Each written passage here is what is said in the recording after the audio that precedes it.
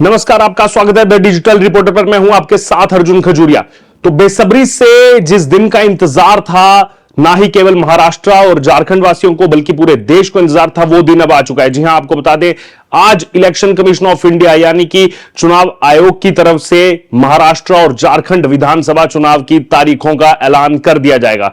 जी हां, अब से थोड़ी देर पहले ही ये एक बड़ा अपडेट सामने आया है कि आज ठीक दोपहर 3:30 बजे चुनाव आयोग की तरफ से यानी कि इलेक्शन कमीशन ऑफ इंडिया की तरफ से एक प्रेस वार्ता का आयोजन किया गया है। यकीनन तौर पर जब 3:30 बजे प्रेस वार्ता शुरू होगी, सबसे पहले तो बताया जाएगा जो हाल ही में जम्मू कश्मीर और हरियाणा में चुनाव हुए, खास तौर पर ज्यादा जोर दिया जाएगा जम्मू कश्मीर में जो चुनाव संपन्न हुए और शांतिपूर्ण तरीके से वो चुनाव हुए। 10 साल बाद वहां पर विधानसभा चुनाव हुए और 370 हटने के बाद पहली बार चुनाव हुए। लेकिन बेसब्री से इंतजार कर रहे थे महाराष्ट्र का और झारखंड का, और ये पहले ही बता दिया गया था पिछली बार जब चुनाव आयोग ने प्रेस कॉन्फ्रेंस की थी कि महाराष्ट्र और झारखंड का चुनाव एक साथ होगा। दरअसल इससे पहले क्या होता था, पिछली बार क्या देखने को मिला था कि महाराष्ट्र और हरियाणा का चुनाव एक साथ हुआ था।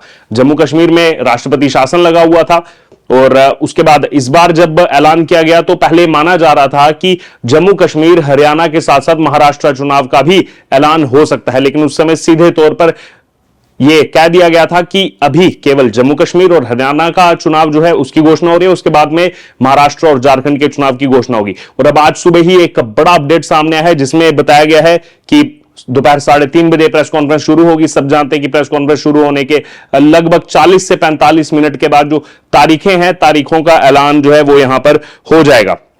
महाराष्ट्र की अगर बात की तो सिंगल फेज में वोटिंग हो सकती है, यानी कि एक ही दिन में एक ही चरण में 288 सीटों पर वोटिंग हो सकती है। जैसे हाल ही में हरियाणा में देखा गया 90 सीटों पर वोटिंग थी एक ही चरण में हुई, क्योंकि इससे पहले भी महाराष्ट्र में एक ही चरण में जो है चुनाव संपन्न होते हैं। झारखंड की अगर बात करें, झारखंड जो है वहां पर कई चरणों में चुनाव हो सकता है जैसे पहले देखा गया है। तो संभावित यह माना जा रहा है कि 4 से 5 चरणों में झारखंड में चुनाव हो सकता है और नतीजे जो हैं वो दोनों के एक साथ आ सकते हैं। अब देखना होगा तारीखें यहां पर क्या होंगी, लगातार उस पर जो है निगाहें यहां पर बनी हुई हैं। वहीं आपको यह भी बता दें कि महाराष्ट्र विधानसभा का जो कार्यकाल है वो है 26 नवंबर 2024।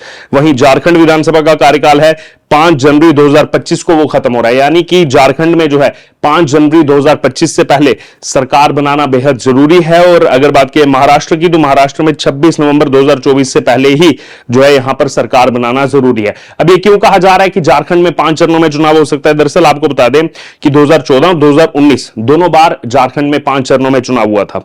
2014 की अगर बात की जाए तो 25 नवंबर, 2 दिसंबर, 9 दिसंबर, 14 दिसंबर और 20 दिसंबर को वोटिंग हुई थी। और वहीं 2019 में 30 नवंबर, 7 दिसंबर, 12 दिसंबर, 16 दिसंबर और 20 दिसंबर को वोटिंग हुई थी। वहीं अब देखना होगा कि क्या महाराष्ट्र को भी जो इस तरीके से अलग अलग चरणों में बांटा जाए, क्योंकि उस समय झारखंड में जो है वो अकेले चुनाव हुए थे, झारखंड में ही उस समय चुनाव हुए थे, इसलिए 5 फेज में करवाया गया था। क्या अब इस हिसाब से महाराष्ट्र में भी अलग अलग समय में वोटिंग हो सकती है? अब जितनी भी चीजें हैं ये तो हालांकि दोपहर 3:30 बजे के बाद जो प्रेस कॉन्फ्रेंस होगी उसमें तमाम चीजें बताई जाएंगी। पहले वोटर्स भी बताए जाएंगे, फिर क्या क्या फैसिलिटीज उनके लिए रखी जा रही है, और उसके बाद अंत में जब प्रेस कॉन्फ्रेंस अपने अंतिम चरण में होगी उस समय जो है यहां पर ये डेट्स जो है वो अनाउंस की जाएंगी। वहीं समीकरण क्या है? समीकरण आपको यह बता दें कि कुल सीटें, सबसे पहले महाराष्ट्र का बताएं। महाराष्ट्र विधानसभा में कुल सीटें हैं 288, बहुमत के लिए चाहिए 145 सीटें।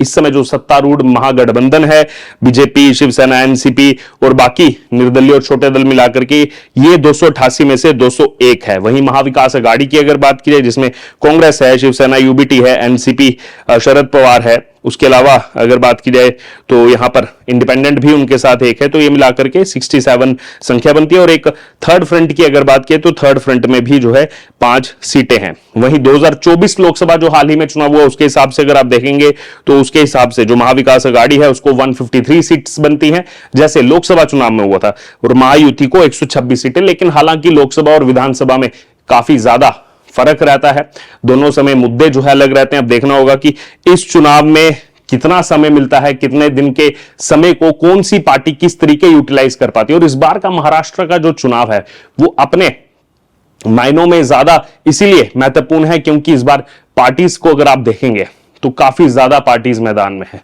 बीजेपी है, कांग्रेस है, शिवसेना की 2 फ्रैक्शन हो चुके हैं। एक मेन शिवसेना एकनाथ शिंदे के साथ है, एक शिवसेना यूबीटी है। उसके अलावा अगर आप देखेंगे तो एनसीपी के दो फ्रैक्शन बन चुके हैं, एक एनसीपी अजीत पवार गुट है, एक एनसीपी शरद पवार गुट है। उसके अलावा राज ठाकरे की एमएनएस, उन्होंने पहले ही तय कर दिया कि हम जो है अधिकतर सीटों पर अकेले ही मैदान में उतरेंगे।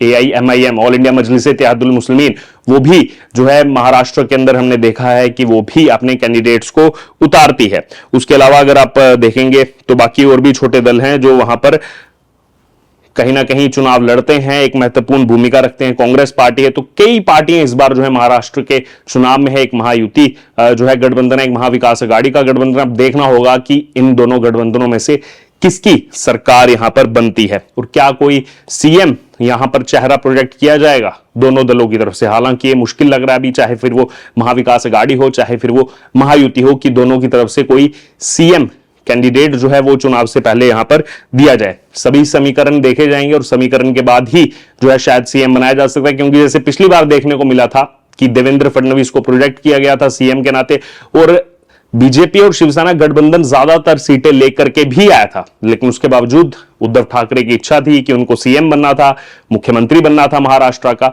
तो उन्होंने बीजेपी से अपने पांव पीछे खींच लिए थे और चले गए थे। दामन थाम लिया था कांग्रेस का, दामन थाम लिया था उस समय एनसीपी का, और जाकर के सरकार बनाई थी और खुद मुख्यमंत्री बने थे। तो इसलिए हो सकता है इस बार ऐसा रिस्क जो है दोनों में से कोई भी गठबंधन जो है वो यहां पर ना ले। लेकिन इसके बीच से जो है लगातार ये भी मनमुटाव देखने को मिला है, जैसे खासतौर पर महाविकास आघाड़ी में संजय राउत ने बार बार इस तरफ इशारा किया है कि सीएम कैंडिडेट अनाउंस होना चाहिए। कांग्रेस चाह रही है कि सीएम कैंडिडेट उनकी तरफ से होना चाहिए। नाना पटोले जो महाराष्ट्र कांग्रेस के चीफ हैं, उन्होंने बार बार इस ओर इशारा किया है कि सीएम कैंडिडेट हमारा होगा। संजय राउत चाहते हैं उद्धव ठाकरे हो। बहरहाल तो इस पूरी कश्मकश के बीच अब आखिरकार आज लग ही रहा था कि जब नतीजे आएंगे उसके कुछ दिनों बाद ही चुनावों की घोषणा संभव है, और अब आज जो है यहां पर यह घोषणा होने जा रही है। दोपहर को 3:30 बजे ये घोषणा जो है होने जा रही है। हालांकि इस बीच अब ये जो मराठा आंदोलन भी चल रहा है वो कितना ज्यादा इफेक्ट करेगा इस चुनाव में और किस पार्टी को इफेक्ट करेगा, ये भी यहां पर देखने वाली बात होगी। इस पर भी लगातार नजरें बनी हुई हैं। इस बीच झारखंड विधानसभा की अगर बात की जाए, क्योंकि वहां पर भी एक साथ घोषणा हो रही है। झारखंड में आपको बता दें कुल सीटें जो हैं वो 81 है, 81 सीटें हैं। बहुमत के लिए 41 सीट्स चाहिए। इस समय जो सत्तारूढ़ वहां महागठबंधन है उसके पास 41 की जगह 47 सीट्स हैं, जिसमें जेएमएम यानी कि झारखंड मुक्ति मोर्चा के पास 27 सीट्स हैं। 18 सीटें कांग्रेस के पास हैं, 1 सीट राजद के पास है और 1 सीट सीपीआईएम यानी कि communist party of India Marxist के पास है। कुल मिलाकर ये संख्या बन जाती है 47 की, जो बहुमत चाहिए 41। और वहीं एनडीए की अगर आप बात करें तो एनडीए के पास 28 सीटें हैं, जिसमें से 24 भारतीय जनता पार्टी के पास हैं, 3 आजसू के पास हैं, 1 एनसीपी अजीत पवार गुट के पास है, और वहीं 2 निर्दलीय हैं, 4 अन्य हैं। तो यहां पर यह पूरा समीकरण है झारखंड का। झारखंड की अगर बात की जाए तो यहां पर अब देखना होगा, बीजेपी जो है वो पूरे तरीके से हेमंत सोरेन पर अटैकिंग मोड में इस समय नजर आ रही है। झारखंड में माहौल भी अभी जितने भी वहां पर सर्वे हो रहे हैं, जितनी भी वहां पर पॉलिटिकल एक्टिविटीज हो रही हैं, वो कहीं ना कहीं थोड़ा सा बीजेपी को अपरच देता हुआ नजर आ रहे हैं। लेकिन हालांकि जब से हेमंत सोरेन बाहर आए हैं, जेल से बाहर आए हैं, जब से जमानत पर हैं, तब से वो भी पूरी जोर आजमाइश कर रहे हैं कि दोबारा से जेएमएम को जो है यहां पर सत्ता में लाया जाए। हालांकि अब देखना होगा कि सत्ता में कौन आता है या फिर नहीं। लेकिन इसी बीच आपको यह भी बता दें, और जो सबसे ज्यादा अहम है, 6 राज्यों की 28 विधानसभा सीटों पर उपचुनाव। अब यह देखना होगा कि इनकी घोषणा होगी या फिर नहीं, क्योंकि पिछली बार जब प्रेस कॉन्फ्रेंस हुई थी उस समय बताया गया था चुनाव आयोग की तरफ से कि हम जो है 6 राज्यों की जो अभी कुल 28 विधानसभा ऐसी सीटें जहां पर उपचुनाव होना है, कि वहां पर आने वाले 6 महीने के अंदर हम जो है उपचुनाव करवा कर रहेंगे, जिसमें उत्तर प्रदेश की 10 सीटें हैं, राजस्थान की 6 सीटें हैं, बिहार की 4 सीटें हैं, मध्य प्रदेश की 2 सीटें हैं, पंजाब की 5 सीटें। अब देखना होगा ये कुल मिलाकर के जो यहां पर ये सीटें बन रही हैं, 28 सीटें, एक छत्तीसगढ़ की है, इन सीटों की घोषणा की जाती है या फिर नहीं की जाती है, क्योंकि इनको भी जोरों शोरों से तैयारियां चल रही है। उत्तर प्रदेश की खासतौर पर बात की तो 10 सीटें हैं, 10 विधानसभा सीटें, उसकी भी जोरों शोरों से चर्चा चल रही है। अब देखना होगा कि चुनाव आयोग जो है वो यहां पर इन सीटों की घोषणा करता है या फिर नहीं करता है। और क्या लग रहा है आपको, क्या तारीखें वो हो सकती हैं जिनकी घोषणा करने जा रहा है चुनाव आयोग? बस सबसे थोड़ी देर में 3:30 बजे के बाद ये घोषणा हो जाएगी। और लग यही रहा है कि अभी दिवाली है, तो फेस्टिवल सीजन के बाद कुछ दिन का समय जरूर मिलेगा। अभी से हालांकि आज से ही जो है एमसीसी कोड ऑफ कंडक्ट जो है वो लग जाएगा चुनावों की घोषणा होने के बाद ही। लेकिन उसके बाद क्योंकि अभी जो है करवा चौथ का त्योहार आ रहा है, फिर दिवाली है, भाई दूज है, तो हो सकता है कि उसके बाद और कुछ दिन का समय यहां पर मिले।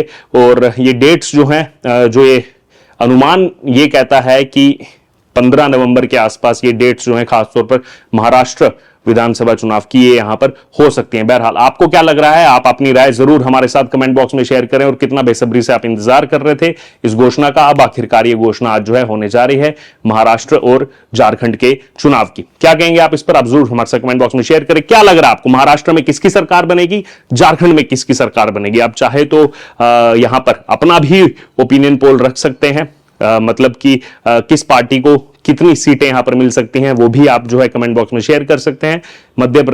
महाराष्ट्र की अगर बात करें 288 सीटें हैं और झारखंड की बात करें तो 81 सीट्स हैं। आप अपनी राय कमेंट बॉक्स में शेयर करें और बन रहे तमाम अपडेट्स के लिए द डिजिटल रिपोर्टर के साथ। धन्यवाद।